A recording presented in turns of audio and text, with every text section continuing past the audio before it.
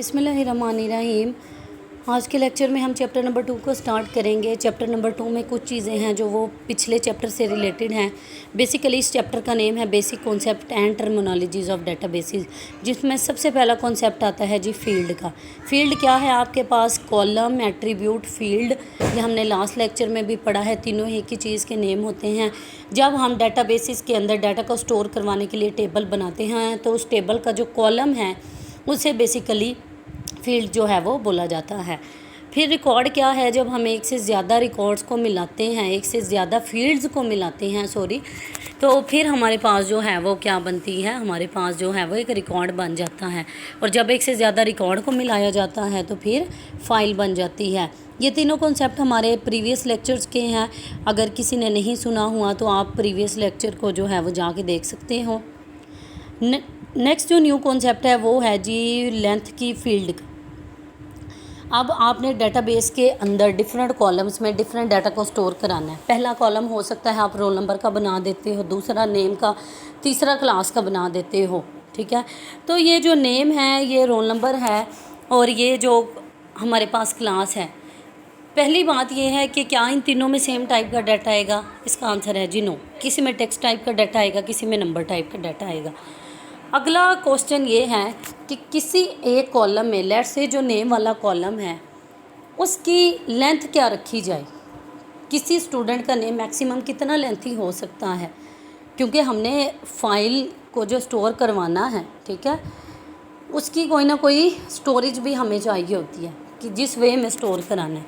तो basically fix length field और variable length field, ये दो तरह के आइडियाज़ हैं। फ़िक्स लेंथ फील्ड के अंदर हम हर फील्ड का साइज़ जो है वो बता देते हैं पहले से ही।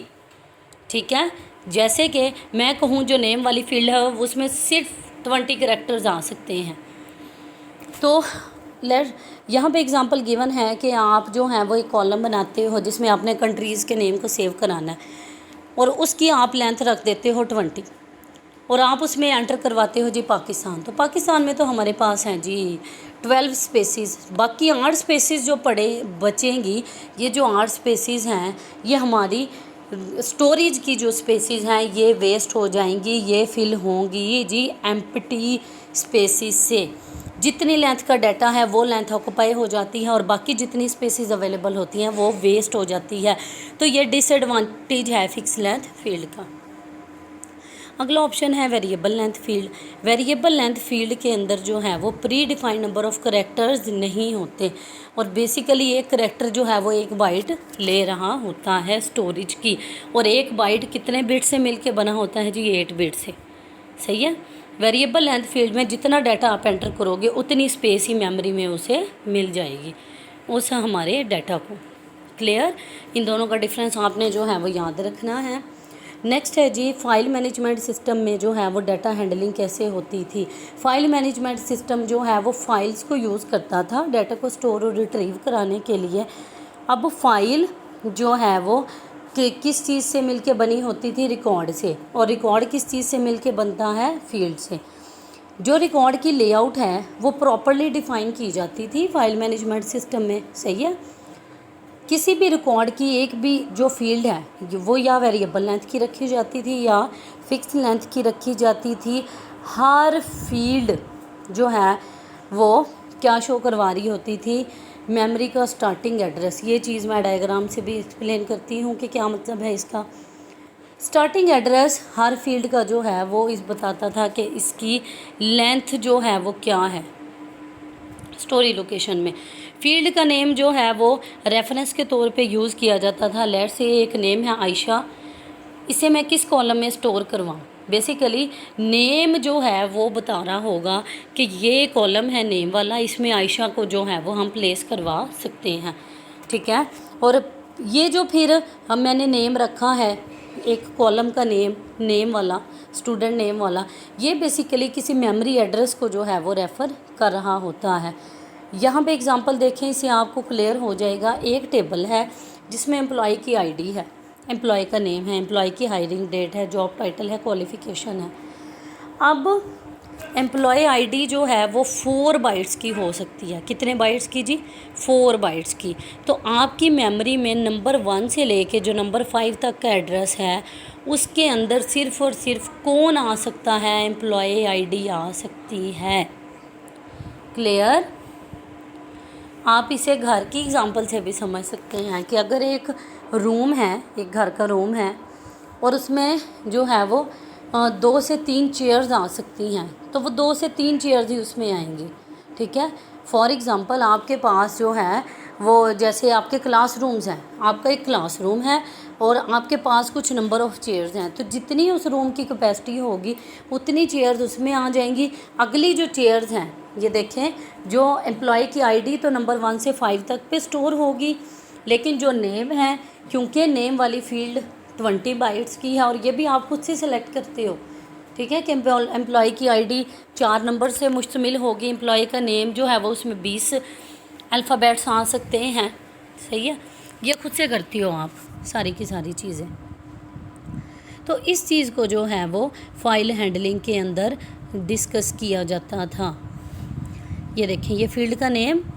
नेक्स्ट ये 10 बाइट 5 बाइट ये आपके फील्ड की लेंथ है बाइट्स के अंदर। और यहाँ पे जो लिखा हुआ है ये है जी स्टार्टिंग एड्रेस।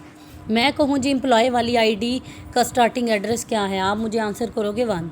मैं अगर आपसे पूछूं कि नेम वाली फील्ड का स्टार्टिंग एड्रेस क्या है, तो आप कहोगे 5। और 5 + 20, 5 + 20 क्या होंगे? 25। तो हायरिंग डेट वाला जो डाटा है वो किस एड्रेस से स्टोर होना स्टार्ट होगा? इसका आंसर है जी 25। क्लियर? तो ये है जी data handling file management system के अंदर। अगला कॉन्सेप्ट जो आ रहा है ये हम पिछले चैप्टर में पढ़ के आ चुके हैं कि टेबल या रिलेशन क्या है।